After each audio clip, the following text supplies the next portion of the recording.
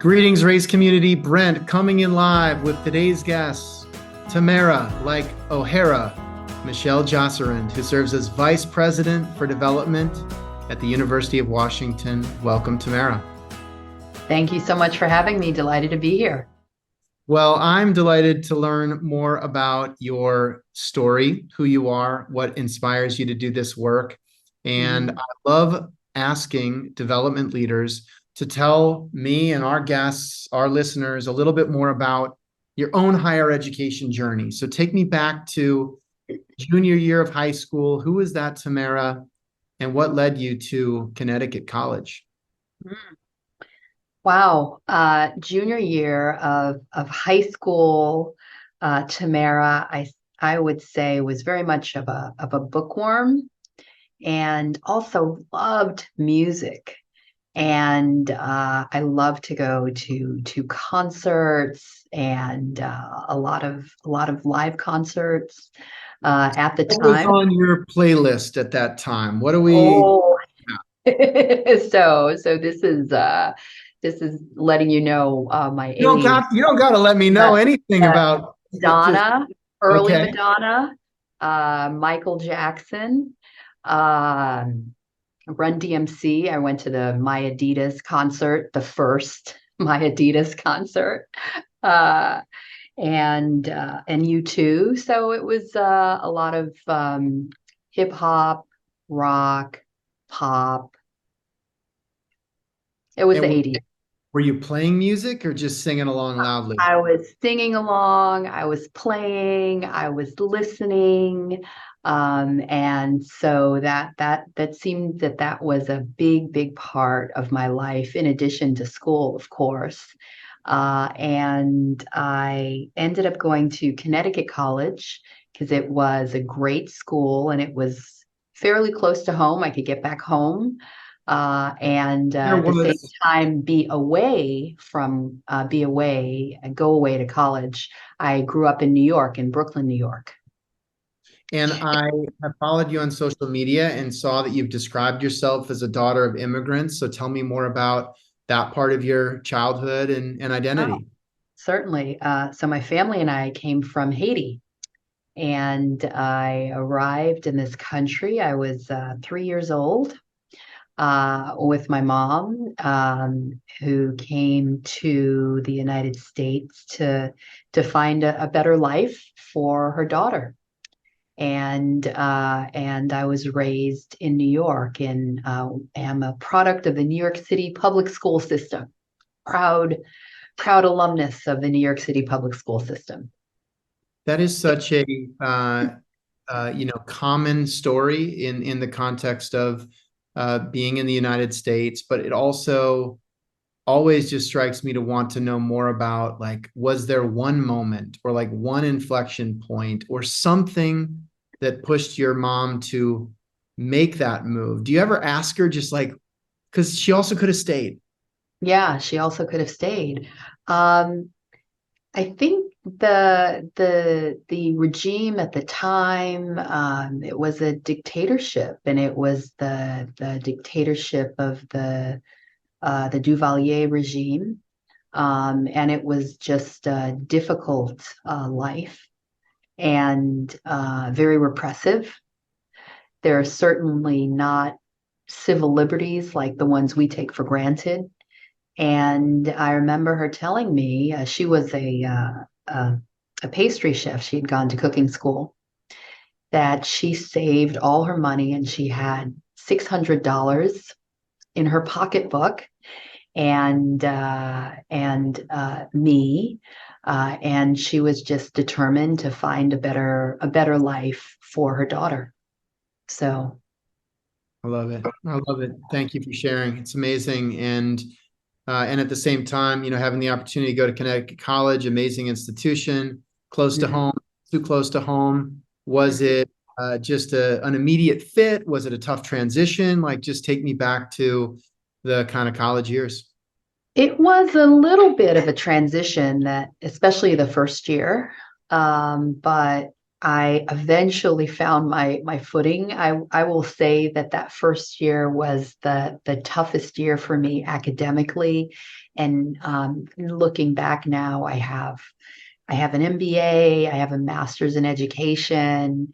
Nothing was as difficult as that first year of college, coming from an inner city public school, going to kind of an elite liberal arts institution like Connecticut College. So that was a big transition year for me, but I stuck to it and it got a lot better after that first year. And I became a leader, a student leader on campus. I became involved in different campus organizations. I did a lot better academically and just blossomed. And eventually, I realized that higher education could be an actual career. You actually had that kind of insight while you were in college? Yeah, because I met all these people who helped me, who reached out to me, who supported me, and they worked on campus. And they had jobs on campus. And I thought, oh, I could do this and help other students like me one day. And so my college experience led me to go back to school eventually and get a master's in higher education administration. What was your immediate step coming out of college? First job, where were you? First job right out of college, I went to Boston and I worked at Wheelock College. I don't think Wheelock exists. It was on the Riverway near Simmons College, and I was a dorm director for Wheelock. I oversaw an all women's dorm there, and I also worked in administration, working in admissions and for the president's office. So I got a little bit of higher education, um, a feel for it at Yeah, that. Wheelock and Boston University announced a merger in 2017 which has now become a new school of education as part of the Uh, BU, is my understanding. But and so getting that kind of exposure by way of student leadership and having folks kind of coach and mentor you and just realize, hey, there's this whole business of higher ed, having a chance to be yeah. a part of it. Uh, you liked it enough to sort of continue along that path. I did. I actually thought I went to graduate school then, shortly thereafter, and to get my master's. And I thought one day I would like to grow up to be a dean of students, because I was Why? in Why? the student personnel, because that's what I experienced, higher education, and our dean of students was helpful and organize things, and I wanted to be that support for other students. And I ended up going, after my master's degree, I ended up going back to Connecticut College, where I became the director of our multicultural center, Unity House, for a few years. And so I did that. But somewhere along the way, my understanding is that you dipped your toe in the fundraising waters by way of some phone-a-thon work, which is very common among the leaders we've hosted on this podcast. But what is not common is that it's happened during graduate school for you. So tell me about Yeah. the graduate school student caller. Well, I was in graduate school at Harvard at the School of Education and needed to make money. And so this was my work study job. And I worked for the annual fund and did phone-a-thons and helped with like simple thank you letters. And I loved it. It Why? was it seemed like so much fun, because you were contacting these alumni that were always friendly when they realized you were a student, and and I was calling, and participating in thankathons. And so I was just calling to say thank you, share my own story, And people asked me questions about what was going on at the time and shared stories about how they remembered school being when they went there. And so it was just kind of a lot of fun. And I thought, oh, I could do this. This is easy. And so years later, as I thought about work I had done in higher ed, I remembered that uh, annual giving phone-a-thon work that I had done. And I thought, maybe this is something to think about. But you had clear exposure, the aspiration to be a dean of students, you're working the multicultural center. When Mhm. was the fundraising? Oh, maybe 3 years into that job. When you're working in student support services and you're like the safety net for students, you're pretty much on call 24/7. And after doing this work, and it was a lot of fun. I saw my colleagues and friends who were worked in advancement. They seemed to have these glamorous jobs where they were flying to meet alumni in places, and they're meeting donors and going out to lunch and doing all kinds of things. And I thought I could represent an institution and do that. And so I thought about my experience in grad school, and that's what led me into advancement officially as a junior major gift officer. And so And tell me about, first week on the job, junior major gift officer. What are you equipped with? Is it, here's the list, get out there? Is there training? Just what was the reality of sitting in that seat for the first time? so I started working at a big institution, Yale in Connecticut, and I was hired with a cohort of other junior major gift officer, and that was pretty cool. And so there was a group of us hired together, and we were all kind of onboarded and trained together. We were all assigned senior advancement professionals and kind of followed them and went on calls with them. So we learned the ropes from the ground up by people actively mentoring us. And I feel like Why is everything. why is what you're describing, it strikes me as being so obvious and such a good idea and very rare. Like, does that even still, I mean, does that still happen? That's such a good idea. It is. I mean, I can't speak highly enough about it. It was there was a lot to learn, but you learn from people who were doing it and were doing it well. And so you had people to model your work on. And so I say that there is a Who wonderful grooming program there. I love that. And we just hear so much around professional development and the need to create more structure around things like onboarding. Who led development at Yale at the time? Like who sort of, or maybe somebody was kind of leading that program specifically. Like who are some of the Uh, leaders that you collaborated with? I honestly, I cannot. Okay. It's okay. Yeah, I cannot recall. This was a Are you while. still in touch with any of those other junior gift officers? I guess I'm curious, like when you went through the cohort together, or if. We kept in touch for a while before eventually losing touch. This is going No, on understood. 30 years ago now. And Yeah. so, and so when you think about those early experiences, you're a junior major gift officer, you're Uh, shadowing, and then eventually you're out there on your own.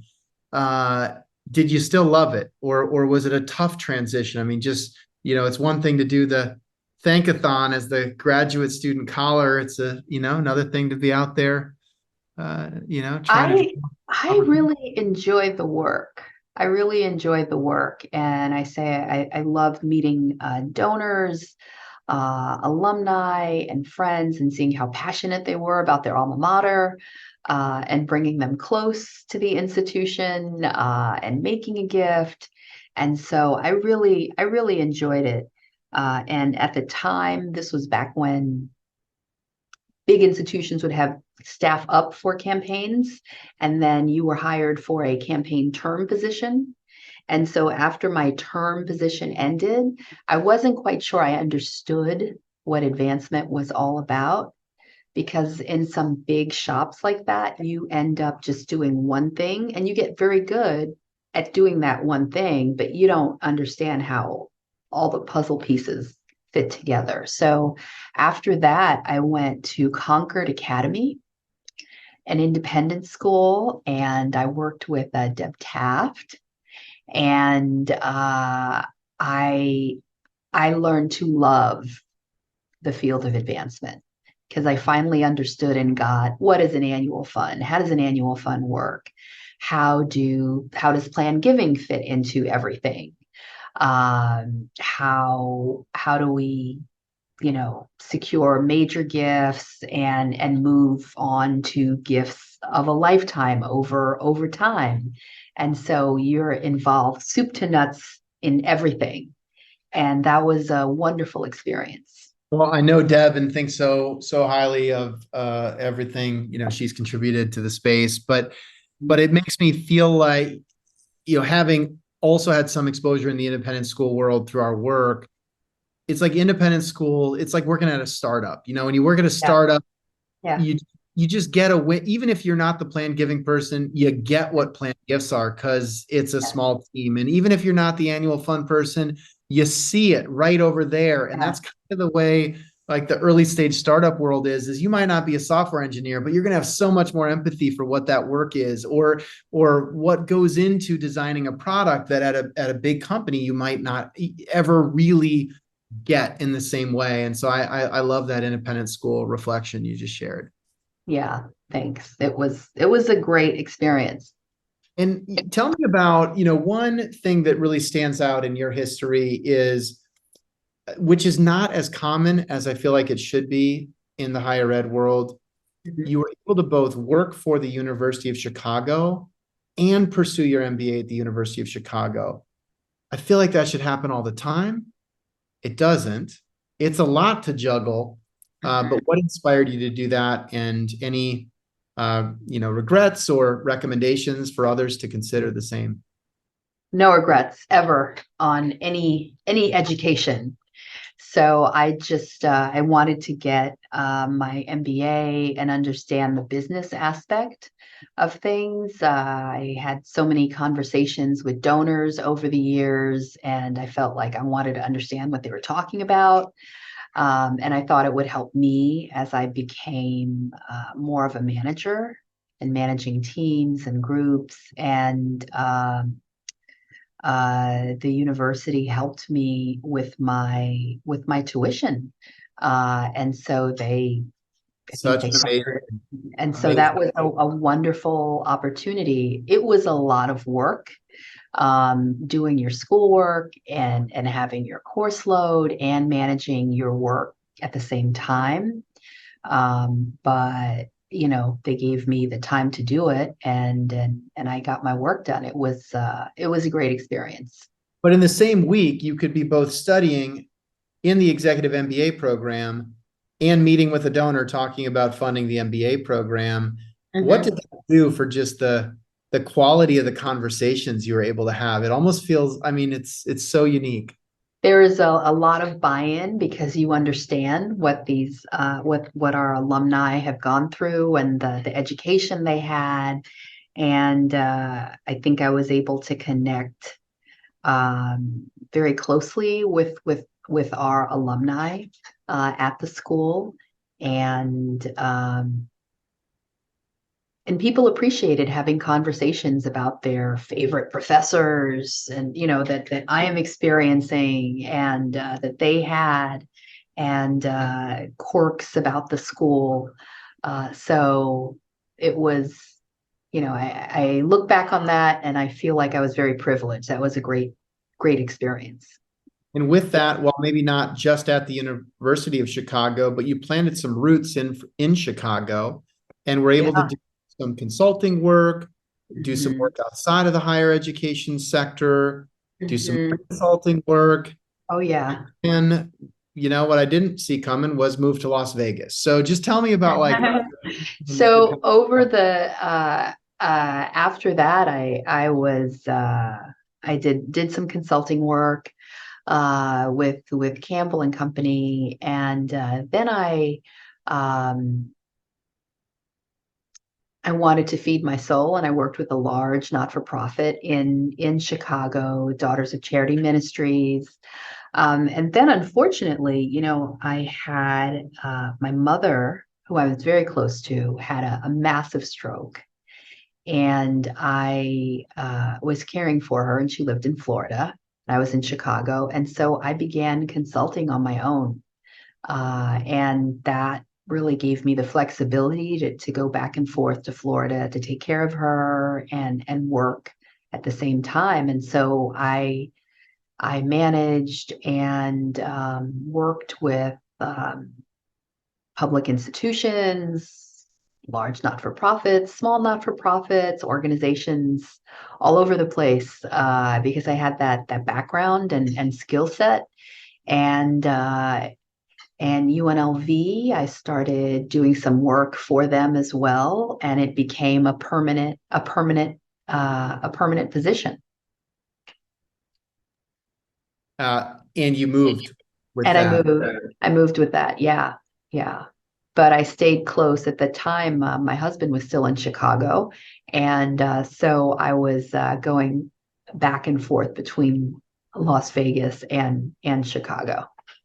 So between your consulting and that experience, you were sort of doing hybrid work before it was a thing, kind of. Yes, definitely, definitely. So I'm well accustomed to it. Uh, Before we had all the Zooms and the easy ways to connect with people. So, and then I definitely want to make sure we've got time to just talk through the experience when you were a vice president and when you stepped into the vice president role at the mhm. University of Redlands. That's a big move.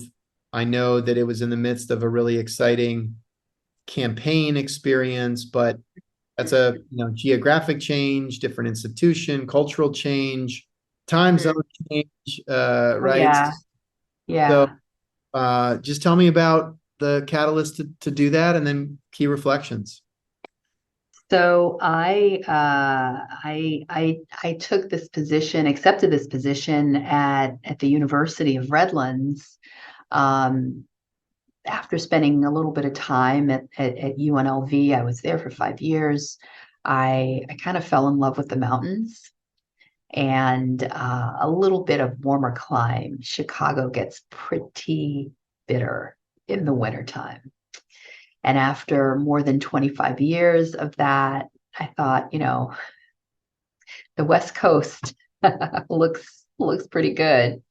Um, and I accepted this position at the University of Redlands. This was their largest campaign to date. And we had a small but scrappy team, and managed to close this campaign successfully, a $200 million campaign successfully. It was a lot of work, um, a lot of support from volunteers and people close to the university in doing it. But it was a great experience. But also Southern California, very different environment than Chicago. But by the time I made it over to Redlands, I was ready for uh, the change in weather, and we'd been in Chicago for going on 25 years, so we're ready for a change of scenery. And then just around a year ago, a change of scenery, same time zone up the coast.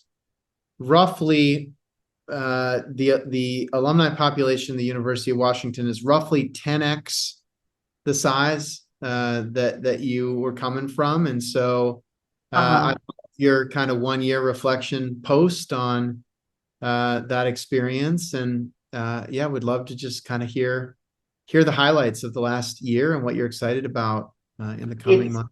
it's been an absolute wonderful, wonderful experience. It is a big shop, and that took a little bit of getting used to. But what I realized quickly is that all the consulting I had done for all those years, managing multiple clients, multiple groups, multiple colleges and universities, prepared me for juggling all of the tasks that I have now, and that work, which was um, pretty intense and a lot of work at the time. I hadn't thought about how that kind of grounded me for a position like this. So it's been very rewarding. It's also been very humbling, and it's been a great group of folks to work with. So I oversee all of development for the University of Washington, and all of our team are school-based units. So College of Engineering, College of the Environment, School of Education, you name it. They all report up to me, as do our central development teams. So I have 21 direct reports as a result.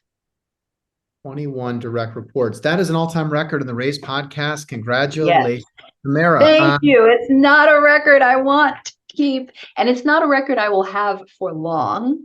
So a big part of my first year has been working with this awesome team on a strategic restructuring.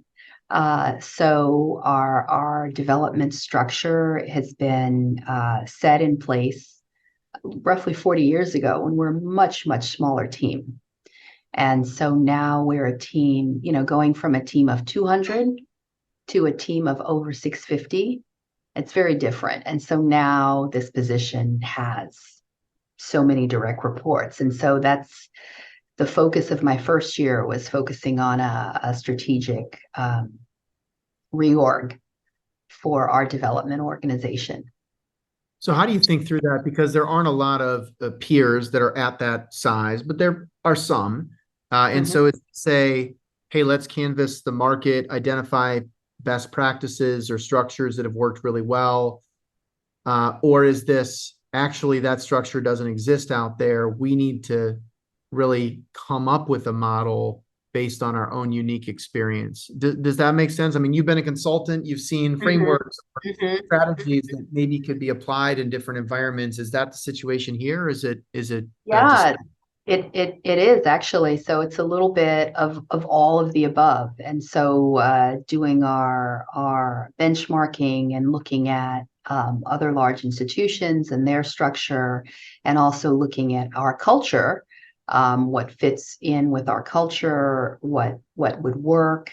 And in addition to doing some modeling, doing surveys, we had a number of groups and committees helping us do this. We worked with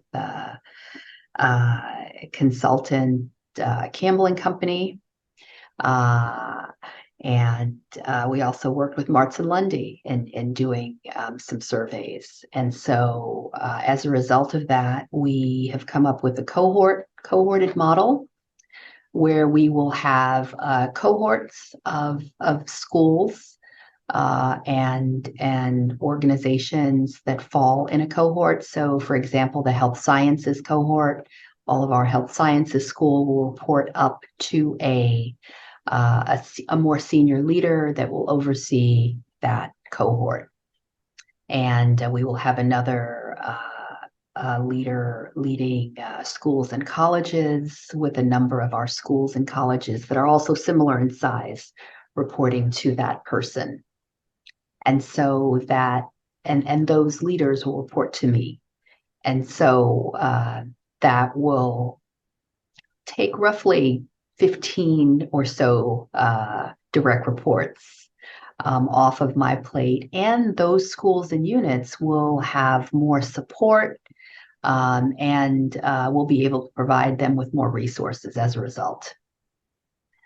well, I already feel more relieved that uh, best during that transition. And I'm sure it's, it's a lot to, even if you have 5 or 7 direct reports, to really, spend time and get to know people. And certainly with 21, it's not realistic in that same It's level not.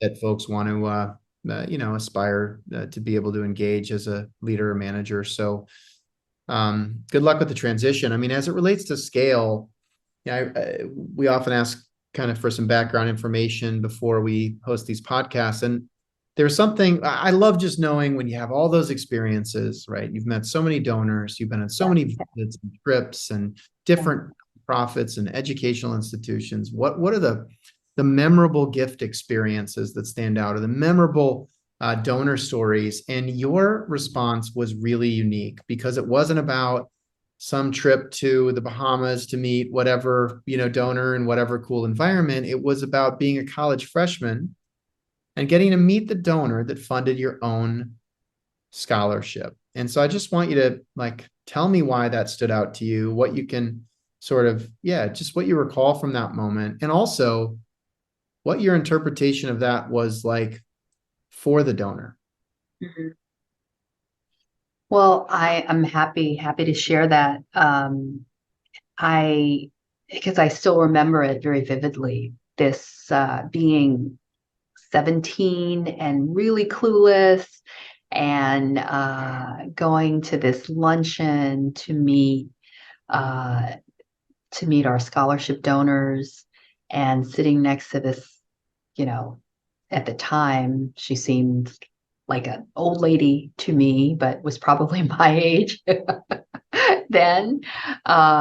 And I'm like, I didn't know what I was going to say to that person, what she was going to say to me. And I just remember her being incredibly encouraging and engaging in conversation with her. And, over the course of the next several years, this was someone who was one of the first adults, uh, other than my parents, to tell me that I would be successful and that she believed in me and that I could do whatever I wanted to do. And if I wanted to go to Harvard, I could get in because she believed in me. And that had I mean, her scholarship had an impactful effect in my life, but her mentoring and encouragement also had a profound effect in my life. And over the years, as I have gotten into this fundraising work, it's something that continues to inspire me to want to impact other people's lives in the same way. Why do you think she gave? I think she gave because she wanted to make a difference, and she did, and she certainly did. I yeah, I mean, I love kind of, we get so focused on X billion or Y million donors or whatever the numbers are. And it's the individual stories at scale that are just amazing. And I Yeah. hear stories like what you just shared. And I had my own version of that in my educational experience. I'm a first gen college student and just had those very specific inflection points where you just feel like, whoa, that kind of just changed my life. And you don't really realize it until, some time Yeah. passes. But then I think about the scale that you're operating at, or the scale that other institutions are operating at. And like, how do we scale? And Con College is a, intimate, small environment where they don't have the numbers. There, other constraints and challenges, I'm sure. But my understanding is right now there are 50,000 students or so at the University of Washington, right? Yes. 50,000 stories, Yes. 50,000 people that are all benefiting from philanthropy, maybe not as directly as the, Mhm. scholarship moment that you had.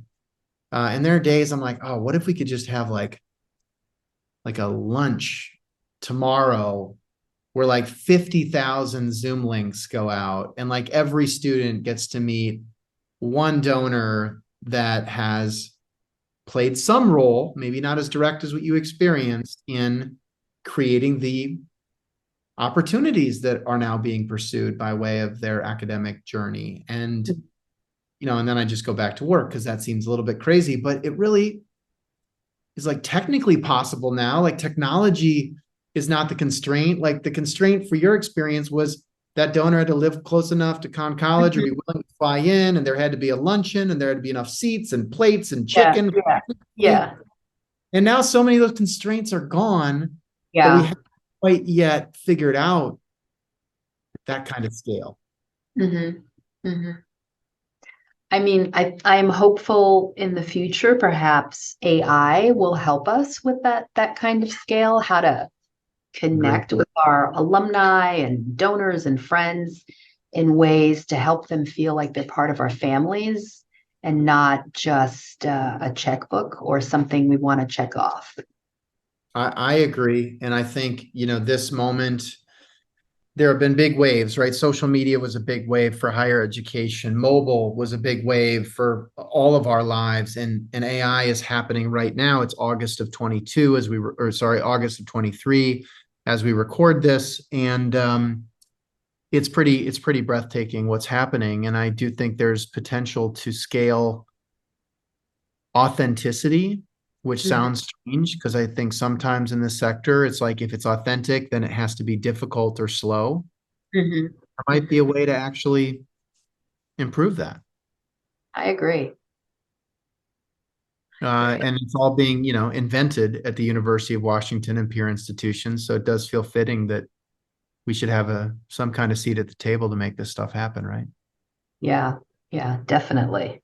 I mean, how as a leader, like how are you all navigating just that topic right now? AI, We what do you say are to you? How do we you, we are definitely in the process of looking at how to actively navigate that and do this engagement at scale. Um, it's taking time to build the platforms, but this is something we're actively working on, and we think that it can have an impact in our friend raising as well as our fundraising, because as you intimated, there's only so much a person can do. But if I can meet with a certain number of people and then others are connecting to the university and being invited to events that they're interested in or activities that they might be interested in a way that is authentic, um, I think it'll have an impact. So we are actively in the process of exploring that. love it. All right. Well, tell me about your team. Are you hiring? We want to make sure you get a chance to just share where things are heading. We are hiring. We're hiring throughout advancement, but I'm also very excited to say that we are hiring. Right now, we'll be recruiting two new leaders in the fall. These will be the leadership positions leading the cohorts that I mentioned. And so we're very excited to do a national search for those roles. So keep an eye out. In addition, we are looking for a few good women and men throughout advancement and throughout our teams. So we will be recruiting. I love it. Well, those sound like big, important roles to get right. So wishing you the best as you do that, and would encourage folks who are listening to follow Tamara on LinkedIn. I want to commend you. I think we need more leaders that are sharing and putting out ideas. And you're definitely, very connected. Case with Campbell and Company. It's just great to see you sharing, your ideas and just, yeah. I mean, I just invited people to reach out on LinkedIn. Is that okay? Tell me That, about, that how you that's think about. totally fine. I think that we have to do this kind of mentoring in our field, in our profession, if we're going to hope to engage new people and younger people, to replace us one day. So it's part and parcel of the work that we do. If you enjoy what you do, you have to put it out there and play it forward. Well, I appreciate you doing that in one part here today, and encourage our listeners to be connected. And just want to say thank you for setting a great example and for sharing so openly with our community and more broadly. I've wanted to meet you for a while, and so selfishly been looking forward to this, and just grateful for your willingness to share. Thanks, Brent. Thanks for having me. All right. Well, with that, I'm going to close today's Raise podcast with our guest, Tamara Michel Josserand. Thank you so much, Tamara, and best wishes as you continue to advance the work at the University of Washington. Best regards. All right. Take care, everybody. Bye. Bye.